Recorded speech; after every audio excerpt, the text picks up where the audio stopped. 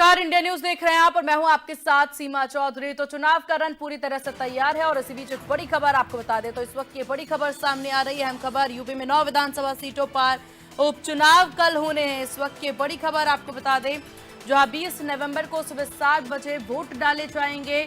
23 नवंबर को आएंगे चुनाव के नतीजे। तो 20 नवंबर को डाले जाएंगे वोट और 23 को आएंगे नतीजे। इस वक्त की बड़ी खबर आपको बता दें, जहां बूथ के लिए पोलिंग पार्टियां पूरी तरह से रवाना हो चुकी हैं और तमाम तैयारियां की जा रही है इस उपचुनाव को लेकर के। बात चुनाव आयोग की तैयारियों की कर ली जाए तो चुनाव आयोग के द्वारा शुरू से ही अपनी तैयारियों पर ध्यान दिया गया है। खासतौर पर वोटरों को जागरूक करने का काम भी चुनाव आयोग के द्वारा किया गया और इसके साथ ही अब बात बूथों की सुरक्षा की कर ली जाए तो बूथों पर भी सुरक्षा की पूरी व्यवस्था कर ली गई है। चुनाव प्रचार में भी सभी दलों ने अपनी पूरी ताकत झोंक दी।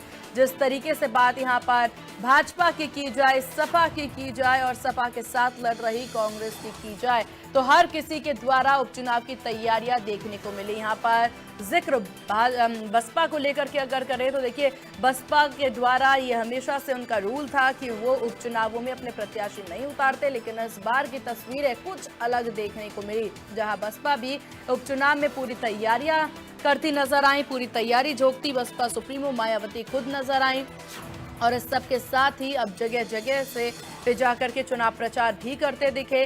प्रचार का शोर थमने से पहले तक तमाम जो स्टार प्रचारक हैं वो जोरों शोरों से इसमें लगते नजर आए। बात अब सीएम योगी आदित्यनाथ की कर ली जाए, क्योंकि ये चुनाव सिर्फ उपचुनाव नहीं बल्कि शासकीय चुनाव भी समझा जा रहा है, क्योंकि लोकसभा में जिस तरह के रिजल्ट निकलकर सामने आए उसके बाद से भाजपा के द्वारा पूरी तैयारी की जा रही है कि इस उपचुनाव के जरिए उस पैठ को वापसी की जाए, क्योंकि ये चुनाव देखिए हार जीत का नहीं है। क्योंकि इससे पहले भी इन तमाम 9 सीटों की बात कर ली जाए तो इनमें से एक सीट को छोड़ करके बाकी सीटों पर बसपा बीजेपी की स्थिति कुछ खास अच्छी नजर नहीं आई थी। हालांकि इस बार के इस उपचुनाव से काफी उम्मीदें जरूर हैं, क्योंकि पैठ सपा की ज्यादा नजर आ रही थी।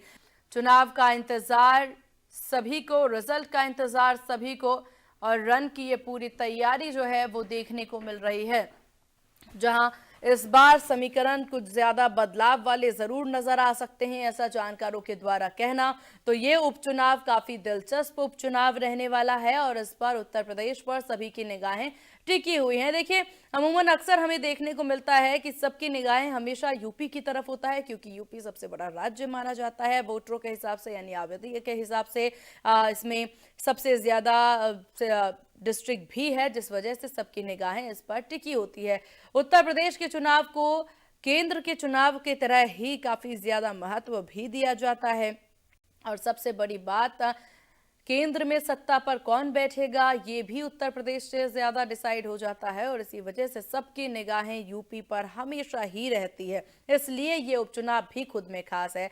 यहाँ के सीएम योगी आदित्यनाथ जो हैं वो लगातार प्रचार प्रसार अपनी पार्टी की प्रत्याशी के लिए करते नजर आए। जगह जगह उन्होंने प्रचार किया और न केवल उत्तर प्रदेश उपचुनाव के लिए बल्कि झारखंड और महाराष्ट्र के विधानसभा चुनावों के लिए भी सीएम जो हैं बतौर स्टार प्रचारक जाते रहे। इन सबके साथ जैसे ही हरियाणा में विधानसभा चुनाव निपटे उसके बाद से लगातार उत्तर प्रदेश के उपचुनावों में काफी ज्यादा तैयारियां जो हैं वो देखने को मिली। बीजेपी के द्वारा हर एक सीट पर स्टार प्रचारकों को भेजना, वहां पर चुनाव प्रचार कराना, इस पर ही सबकी निगाहें टिकी हुई थी। अब यहां पर पोलिंग पार्टियां भी रवाना हो गई हैं। संवेदनशील क्षेत्रों पर पूरा ध्यान जो है वो दिया जा रहा है। इन सब के साथ बात सपा की कर ली जाए तो देखिए, सपा भी पूरे जोरों शोरों से तैयारी में है। सपा के द्वारा बहुत सोच समझकर अपने प्रत्याशी जो हैं चुनावी मैदान में उतारे गए। पहले एक सीट कांग्रेस को भी सपा के द्वारा दी गई थी और उन सीटों को लेकर के कांग्रेस हालांकि नाखुश नजर आई, जिसके बाद कांग्रेस ने सपा